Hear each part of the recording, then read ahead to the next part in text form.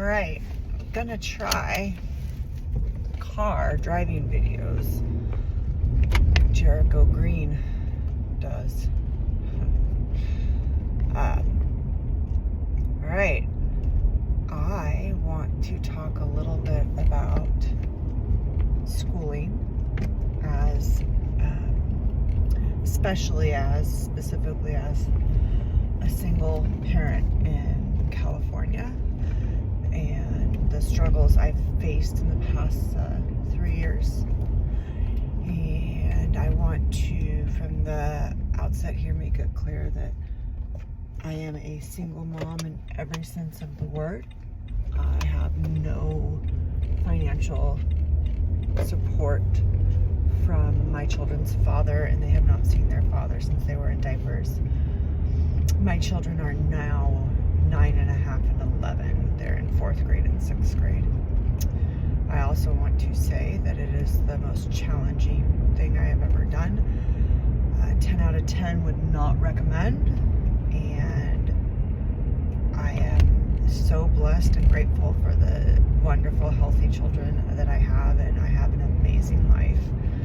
But if I could do it all over again, boy oh boy. But those are thoughts for another day. I started struggling with the public school system. Oh, I'm in California. I'm not going to get super specific, but I am in coastal California in a university town. So as liberal, left-leaning as you can really get. I mean, there's some pockets that are much worse, but I mean, I'm in coastal California, in the more southern part of the state. So everything's left-leaning and liberal here.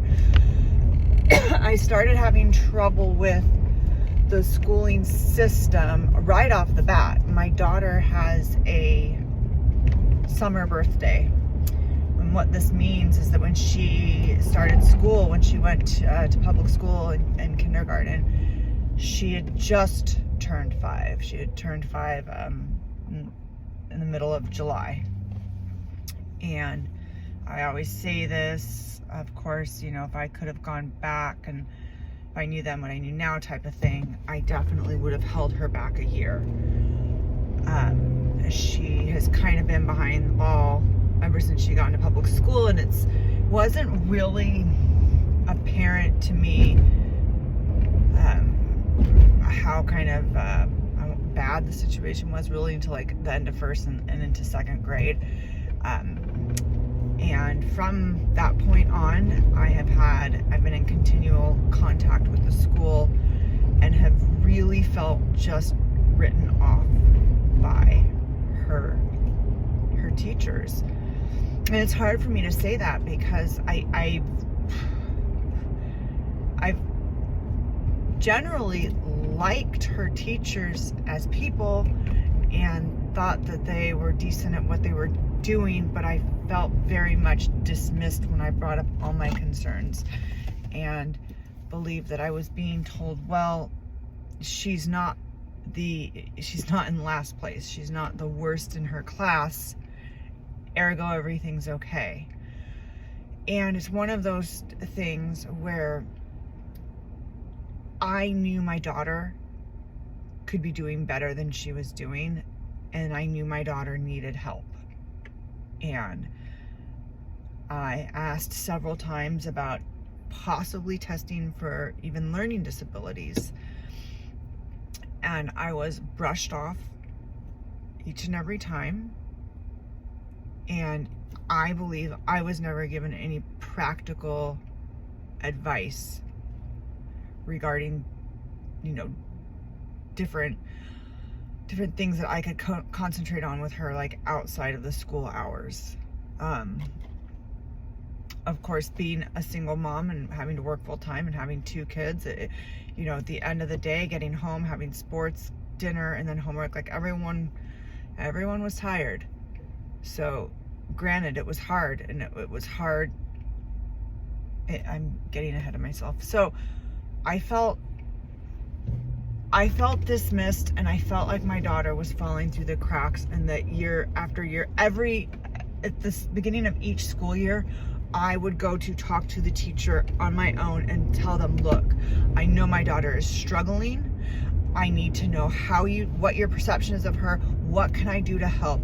And they, like, you can't offend me by telling me, like, hey, your daughter's really struggling with this. Like, please let me know what's going on, how I can help. And please understand that she is struggling and that her test scores are erratic. Remember, I told her 5th grade teacher this. Like, look, her test scores are all over the charts. And I remember she got 2 back-to-back, it was math or reading test scores, that were relatively good and showed like a really good trajectory in the the teacher was like, yes, all excited. And then the next like 2 tests, they were just completely in the dump. And the teacher was kind of beside herself, like, well, what, and like, I told you. I gotta go into the post office.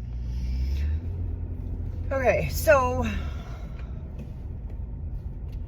I've been disappointed with the public school system here for a while, feeling that my daughter has just been left through the cracks. And then 2020 happened.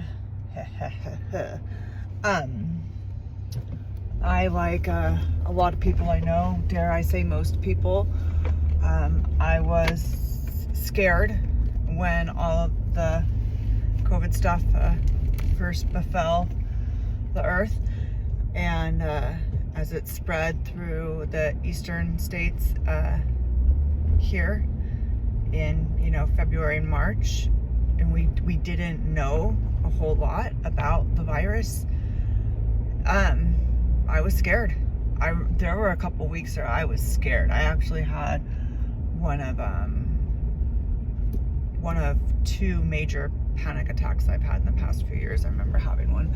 Anyhow, by the beginning of May, if not the end of April times, I was not scared, and I was angry that our schools were still shut down, angry that we hadn't course corrected after learning more about the virus, learning about the way that it disproportionately affects elderly and obese people, and on and on and on, and how children really weren't suffering from this in the way other people were, and that our government and society thought locking kids inside their homes behind a screen was the best option in this situation. Yeah, I was pissed, but I didn't know what to do.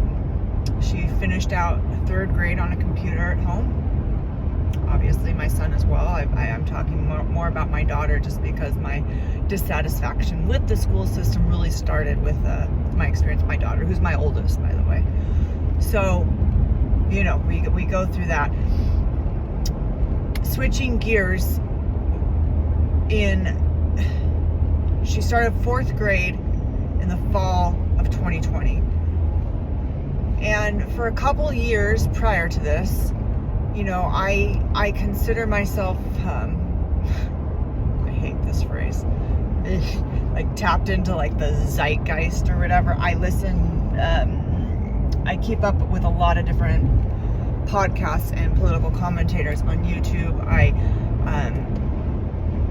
spend a fair amount of time on both Twitter and Reddit. I try to kind of listen to right-wing Twitter and left-wing Reddit, kind of just get a bit more balanced kind of take on where people are coming from on these different topics. But I very much was aware of the social justice shenanigans that had been brewing in the country in the years prior to COVID.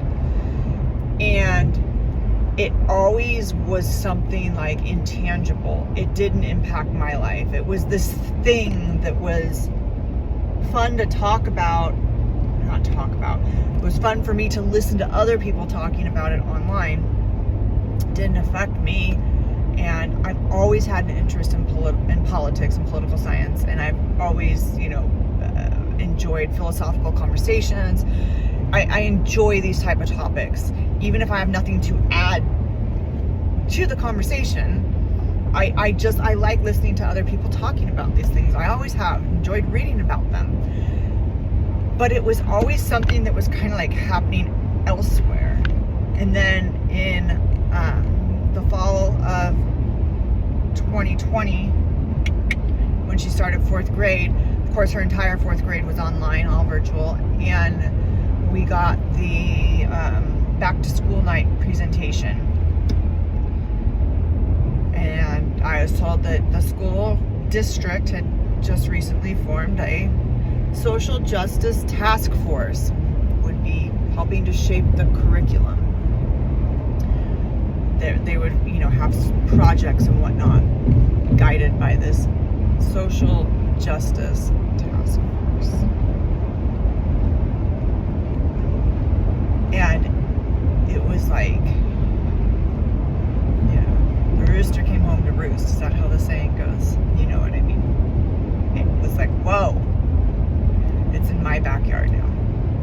I went and talked to the principal and tried to get more information, and it wasn't like I grandstanded or made this epic speech to the principal. It was just a one-on-one conversation about how concerned I was that just the use of this language was concerning, and that a lot of these programs are just Trojan horses to bring in more and more radical left-wing thinking into our school, and how utterly opposed I was to it.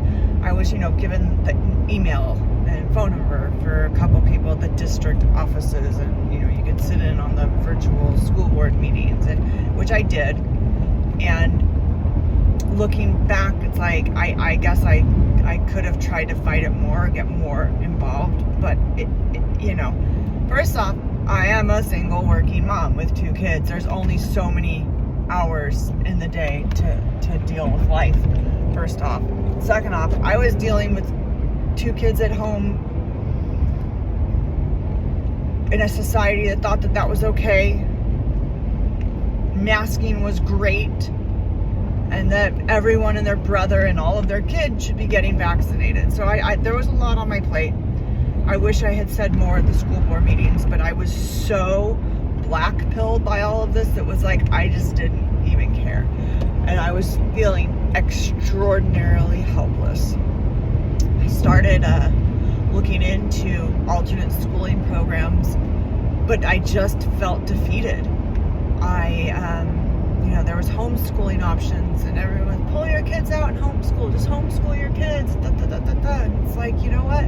I am in a situation that is 100% of my own doing, and I take full responsibility for the fact that I am a single mother. I made bad decisions in my 20s. I did not pick a good person to have children with, and I am now reaping what I sowed. But that is the fact of my situation, and just homeschooling. Like, how? Just get a different job. Okay, I have a salary job and a boss who is more than flexible with all of my schedule needs. A boss who absolutely understands when I need to stay at home for other, for reasons of illness or doctor's appointments with my kids. Like, what I have in terms of employment is not easily replaceable by any stretch of the imagination. And just homeschooling doesn't always work. I actually looked into a couple hybrid programs. I even applied and got my kids into one for this school year. But it was kind of like, okay, well, they're at school too. What about the other 3 days a week? What are you going to do about that? So I think the main point I wanted to get to was letting other parents know, especially parents that are in a similar situation, but parents that are feeling hopeless and helpless and feeling like there's no options because private school is so expensive. Try anyways. Go through the hoops. Jump through all the hoops, and I mean each and every one of them. I looked into several private schools in my area, and there was several that, it would have been possible to get a scholarship to, but they were so uber wealthy that I had this other issue with, like, well, if my kids get accepted, what is that going to do for them to be going to school with children that are so astronomically different than them in income, that it's so, there's such a disparity. How is that going to impact them? And tuition isn't the only kind of cost of these schools, all the other activities and events associated. I also know that private schools don't necessarily mean conservative values. So I started looking into, so I found a local Christian school. A side note for another video topic is I have gone from atheist to now being an inquirer and hopefully soon to be catechumen in the Eastern Orthodox religion. Whole nother topic. When I started to look into this local Christian school, I started looking into it over a year and a half ago. And to be quite honest, if you took the Christianity part out of it, I still would have wanted my children at this school, assuming it retained some of the conservative traditions. But I didn't hone in on this school simply because it was Christian. I guess that's what I want to explain. But I did find a local private Christian school that seemed like it. Obviously, it's a private school. It is going to have a student body that's made up generally from families that of somewhat of means. But it seemed a little bit less drastic than other private schools in my area. And I heard a lot of positive things about this school from different people in my friend group and community and whatnot. Problem: the tuition, while it wasn't quite as expensive as other private institutions, it was still completely out of my reach. Again, I live in coastal California. Topic for another video there as to why I do. But I'm a single mom, and I live paycheck to paycheck. There isn't money going into my IRA or 401k right now. That's a joke. There's no, my savings and my Roth aren't being funded each month. I don't have extra money. It's pretty much paycheck to paycheck. But so private school, really, tuition of any kind is going to be out of grasp, and this one was most definitely out of grasp. I applied anyway. I did scrape together the application fees. This school, you have to fill out the application, and then your kids get interviewed, your kids get assessed, you get interviewed, you have a lot of personal paperwork that you have to submit. It's not just tell us your kids' names, dates, birthdays, and social security numbers. There was a lot to the application process. And I was told, I went to tour the school, and I was told at that point, this was when right when I first became interested, hey, yes, we offer scholarships, but the most amount of aid that we give in those scholarships is 30% discount on tuition. That is the most that we give. We don't go above 30%. That's a rule here. And I could do the numbers in my head like that, obviously, and knew that 30%, well, wonderful, generous, and substantial, was not going to change the bottom line for me. The school was still going to be a pipe dream. It was going to be completely out of reach. And I don't know why, and I don't know what was in me, because I don't think in the past I would have just quit at that point. I would have just said, you know what, this looks like a really good school. I really would love this opportunity for my kids, but it's never going to happen. It's never going to work. So I quit. But I didn't. I filled out every form. I went to every interview. Filled out all the financial aid forms, submitted everything they asked for, and was on top of it all. I got notice at the very beginning of July that in addition to the 30% scholarship, I had been awarded what they termed a benevolence fund. The benevolence fund award was of such a substantial amount that I am able to afford private school tuition. The benevolence fund is not something they ever typically give out. Be tenacious. Jump through the hoops. See the process through to the end. If I had been told that, hey, your kids are accepted and you got the 30% scholarship, it would have been heartbreaking and devastating, and I wouldn't have been able to send my kids there. But I would have known that I had done everything I could to get my kids there. I would have slept well at night knowing, okay, I saw this through to the bitter end, and the end was bitter, but I saw it through. I did my best. Can't do more than that. When people keep telling you no, keep pushing. Don't listen to the no's. Not until it's truly final. I learned so much about being tenacious from this experience.